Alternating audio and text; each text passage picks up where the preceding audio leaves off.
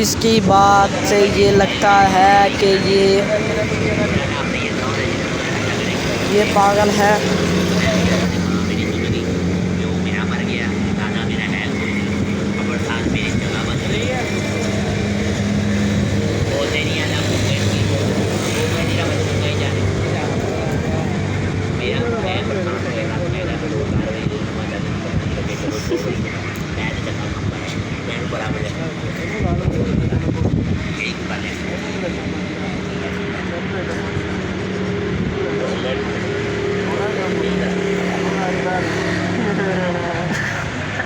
मैनू एवं भेजने आई है।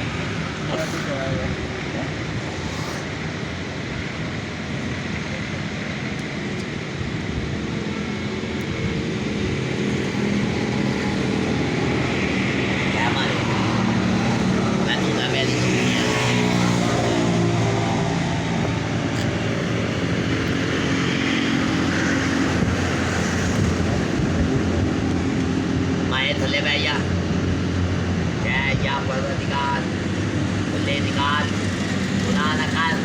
परेशान ना हो। मैंने कहा पुत्र शैतान फिर आ गया मुसलमान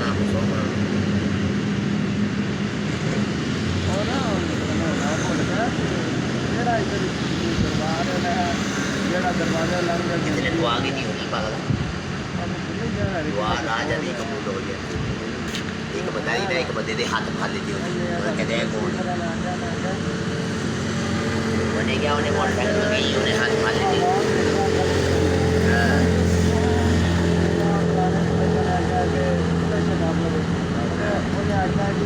जिन्होंने बंदिया हो तो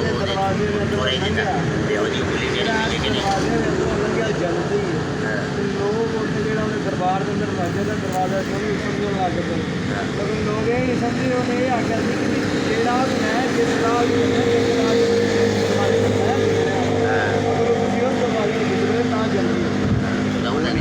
वो नहीं समझे उन्होंने खुद का फल लिया लो जी चिड़िया कहते दुआ करनी है वो मैंने दुआ मंगा दी कहते सुबह सुबह दुआ की थी वो मैं थी ते वो चिड़िया था ये मैं दुआ मंगा दी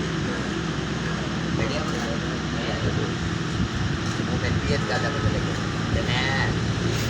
बताओ चिड़िया आई होगी चिड़िया को पता लग गया उन्हें मैं परेशान हो गया दुखी हो गया वो क्या कि कितना बंदे की जिंदगी ना पता लगी क्योंकि मेरे भी दो हाथ दो ही पैर है चलो चिड़िया या कोई अंडा दे तो दे देगा मैं भी उठना शुरू करता हूँ लेकिन मैं भी कामयाब हो गया घर अच्छा घर हुआ मन घर हुआ मन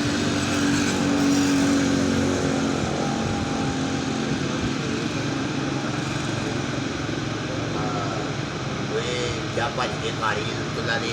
उत्थे जा मदरसे जामिया जामा मदरसे खाड़ी जेह्ड़े बड्डे बड्डे होंदे तुहानूं खंदे दे उन्होंने को बाबा जी सारी क्षमा तुझे संभाल आज शहर का ये सब कदमा नहीं